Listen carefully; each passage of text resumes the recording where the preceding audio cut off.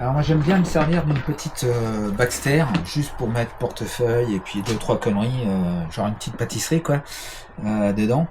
Le problème c'est que on a l'amortisseur de direction qui gêne pour mettre une bride en haut. Donc ça se présenterait comme ça en fait.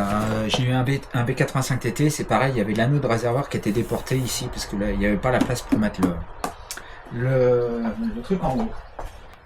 Comme il n'y a rien encore officiellement de sortie pour la 1000 MTX,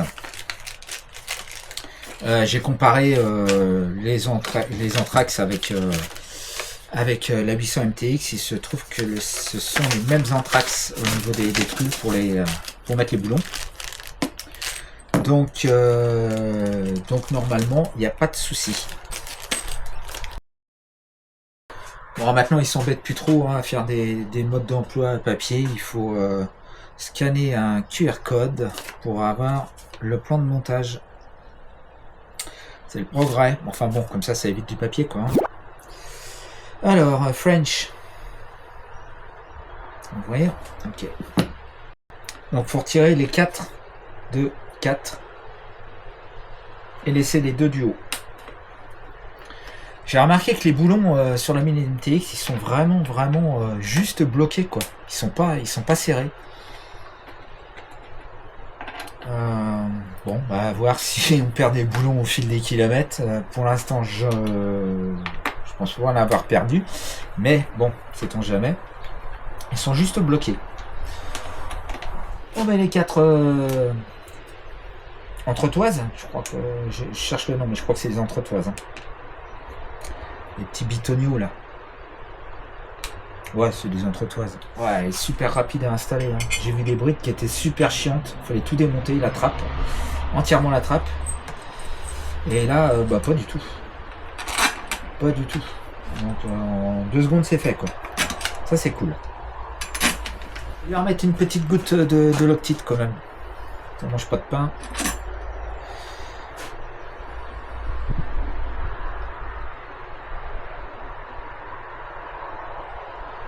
Juste une petite goutte. Voilà. Bon, la moto est quasiment rodée là, elle a 830 km, quelque chose comme ça.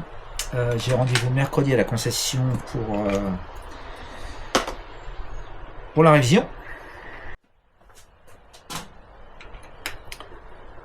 Ouais, donc je disais que je suis sorti il y a 2 jours, il y avait un sacré vent, d'énormes rafales. Et j'ai roulé pendant un peu plus d'1 heure et j'étais assez surpris, c'est que la moto, malgré les rafales, se comportait plutôt bien. Comme si elle prenait pas trop le vent quoi. Et bon, ça soufflait vraiment fort. Hein. Plusieurs fois, je me suis fait, je prenais des sacrées claques dans le casque et ouais, c'était pas cool. Là, ils annoncent du vent, mais a priori, je pense que ça souffle un tout petit peu moins fort. Allez, suivant. Donc maintenant, bah faut mettre le chapeau. Ouais, c'est dans ce sens-là. Tac. Et puis là, on met les petits boulons. Alors, ils ont une empreinte clé Allen. Ouais, c'est ceux-là.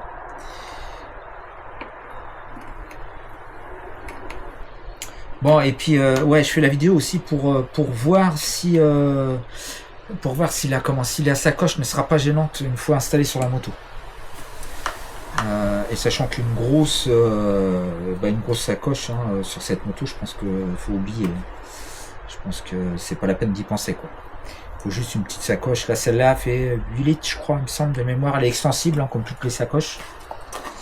Elle doit faire 8 litres quand elle est en position maximale. Et genre 5 litres, je me rappelle pas des chiffres, hein, mais genre ça doit être à peu près 5 litres quand elle est en version courte. Bon bah voilà, c'est installé.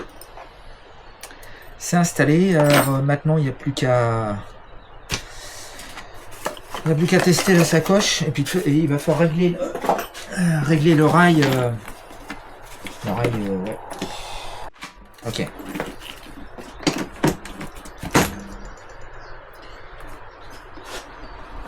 Bon, faut encore qu'il monte. Ouais. Faut encore qu'il monte. Faut pas qu'il soit gêné.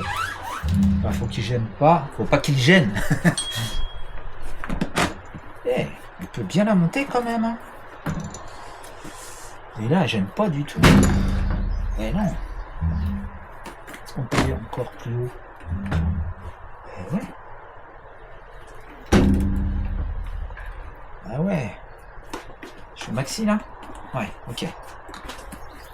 Bon bah c'est pas mal hein.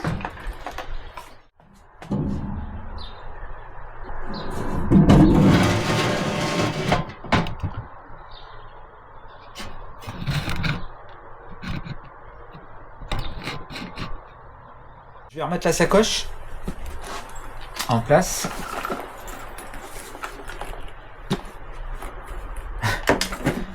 Tac. Je monte sur la moto sans me cogner la tête. Voilà ce que ça donne.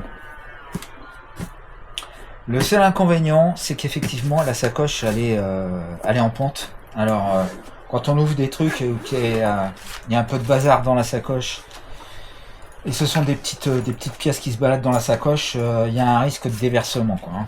C'est bah voilà, c'est pas non plus voilà. Mais du coup là, on voit bien, il n'y a aucune gêne parce qu'en fait l'amortisseur de direction il passe en dessous.